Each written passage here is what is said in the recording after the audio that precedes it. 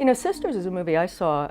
I was young enough to see Sisters with my mother, so it's a while ago. But Sisters was a movie that made a really indelible impression on me, and part of it was just the way it was made technically. I don't think I'd ever seen split screen before.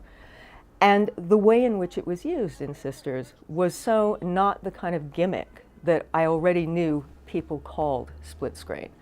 It was something that was being used because you needed to see certain sequences from two perspectives in order to really understand what the tension there was. You needed to see two angles of it. And also fascinating because it was so focused on women in a way that most films in that genre weren't at that time.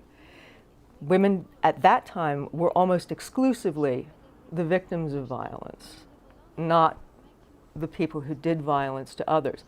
And there were a couple of exceptions. A movie like Homicidal, you know, you see that idea being played with. But that was a really cheap little movie, and that was a movie that if you weren't seeing grindhouse pictures, or you weren't seeing pictures at the state fair, or all the venues that movies like that played in, you weren't seeing. Critics weren't even reviewing movies like that.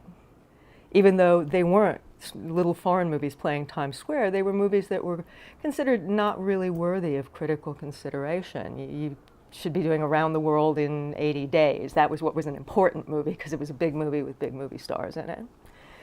So they were, I think, not really part of the way most people thought about genre film, including a lot of people who were genuinely very interested. But Sisters, although it was not a big budget movie, although it wasn't released with a huge rollout campaign and a ton of advertising, was nonetheless a mainstream movie. It played in mainstream theaters. You didn't have to go to a grindhouse.